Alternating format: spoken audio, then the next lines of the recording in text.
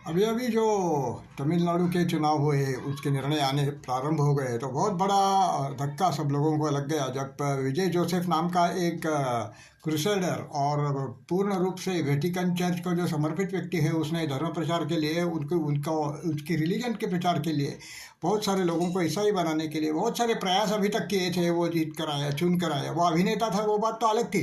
लेकिन उसको इतने प्रतिशत वोट मिल जाएंगे, और हालांकि क्रिश्चियन समाज की लोक संख्या जो है अधिकृत रूप से 6% है, लेकिन क्रिप्टो क्रिश्चियन मिलाकर के 26% हो जाएगी, ऐसा अनुमान इस निष्कर्ष पर हम लोग पहुँचते हैं जब इसको लगभग 30% वोट मिले हैं। और ये तीन दलों में विभाजन हो गया, और ये विभाजन होने के पश्चात ही उसको ये विजय प्राप्त हुई थी। तो इसके विभाजन के लिए कौन उत्तरदायी था? तो अन्नामलई को उन्होंने दरकिनार कर दिया भारतीय जनता पक्ष। ये सबसे बड़ा गूढ़ है, भारतीय जनता पक्ष ने क्यों उसका पत्ता काट दिया? क्या विजय के लिए उन्होंने सब कुछ किया? ये बहुत सोचने की बात है, क्योंकि विजय का विजय इससे बहुत अधिक मात्रा में सुलभ हो गया। और विजय कांटे की टक्कर जब हो जाती थी तीनों दलों की, चार दलों की, तो विजय प्राप्त होना बहुत मुश्किल था।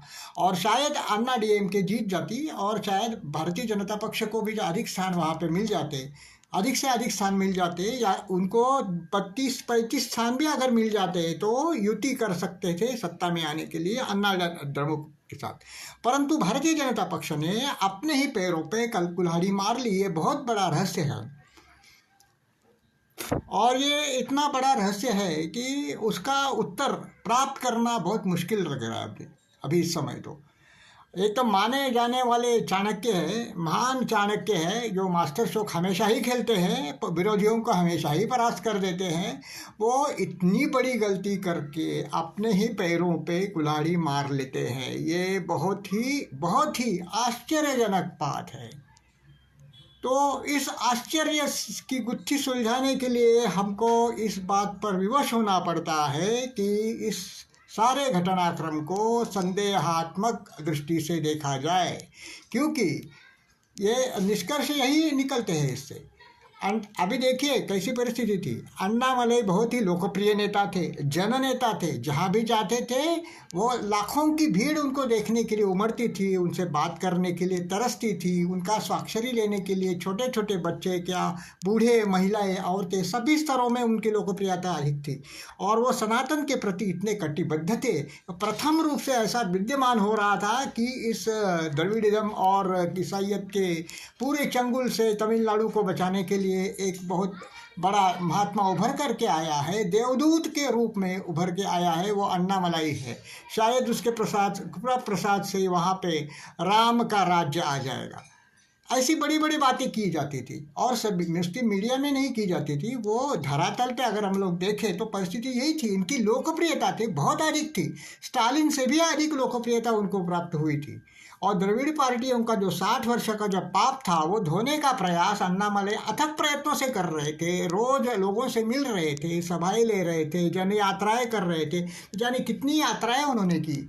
और पूरे तमिलनाडु का क्षेत्र, ग्रामीण और शहरी क्षेत्र जो है, उसको उन्होंने पैदल घूम करके पूर्ण रूप से उन्होंने एक परिक्रमा कर ली थी।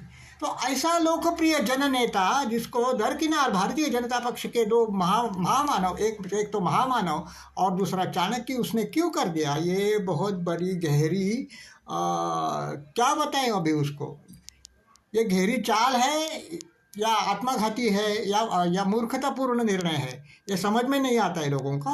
लेकिन अभी इस निष्कर्ष पर तो हम लोग ही पहुंच ही जाते हैं कि इसका जो लाभ जो है, लाभान्वित करने वाला घटक जो है वो विजय था। विजय यानी कि क्रिश्चियन लॉबी का विजय हो गया। इसका मतलब ये है कि क्रिश्चियन लॉबी का दबाव मोदी और शाह के ऊपर था, और उस दबाव के आगे झुक करके अपने ही आदमी का उन्होंने बलि चढ़ा दिया। एक बात।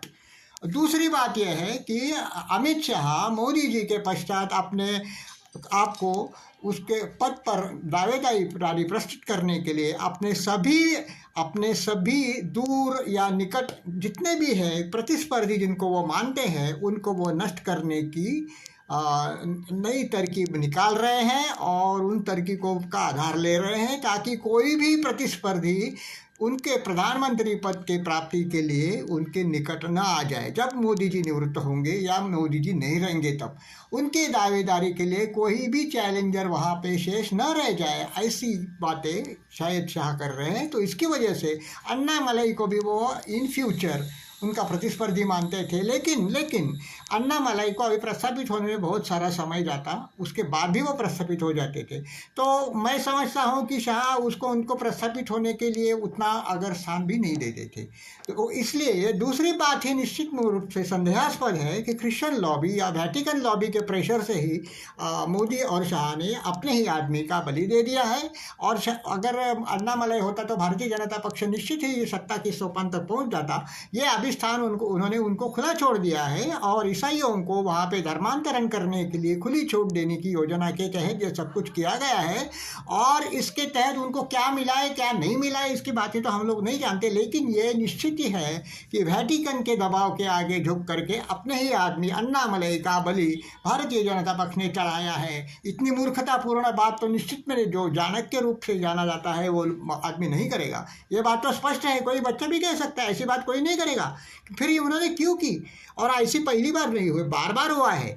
अभी महाराष्ट्र के देवेंद्र फडणवीस को नष्ट करने के लिए कितने प्रयास किए गए, वो भी अभी सबके विद्यमान है। योगी जी को परास्त करने के लिए अपने ही लोगों को प्रयास किया गया पराभूत करने का। तो वहाँ पे योगी जी अगर 70 स्थान लोकसभा के जीत जाते तो बहुत अलग परिस्थिति हो जाती, लेकिन उनको अपने ही आदमियों को परास्त किया गया। 30-40 स्थानों का घाटा हो गया। उत्तर प्रदेश और महाराष्ट्र के मुख्यमंत्रियों को सताया गया, नष्ट करने का प्रयास किया गया। इसका मतलब ये है कि अपने प्रतिस्पर्धियों के अपने मार्ग से हटाने के लिए ये सब कुछ किया जा रहा है। और इसी मार्ग में अभी देखा जाए तो अन्नामलाई को भी देखते हैं in future he is going to be a big threat to Amit Shah's prime ministership if ever then Modi ji retires. So that threat perception is looming large on Amit Shah's head. So that's why he has acted and he has crushed Annamalai in Tamil Nadu. तो ये एक कारण हो सकता है। उसके साथ ही दूसरा ये भी कारण हो सकता है। ये दोनों कारण जो है वो उतने ही अभी देखा जाए तो वो सच लगते हैं सबको। तीसरा कारण तो कोई नहीं है, कोई मूर्खतापूर्ण ऐसा कदम तो नहीं करेगा कि अपने पैर पर कुल्हाड़ी मार लिया जाए। क्यों हटाया उन्होंने, उसका कारण कुछ नहीं दे रहे हैं। इसका मतलब है कि कारण कुछ है नहीं। कारण जो है जो बताइए आप कि वो क्या कर रहा था, वो भ्रष्टाचारी था, दुराचारी था, ये था वो था, वो तुझने क्या पार्टी विरोधी गतिविधियाँ की थी, उसको साइड लाइन क्यों कर दिया, अन्ना दमों के लिए आपने साइड लाइन क्यों कर दिया। तो इसके बीच इसकी गहरी चाल है और उसकी जो है वो सोच जो है वो बहुत ही षड्यंत्रकारी प्रकार से ही ये जानी जाएंगी।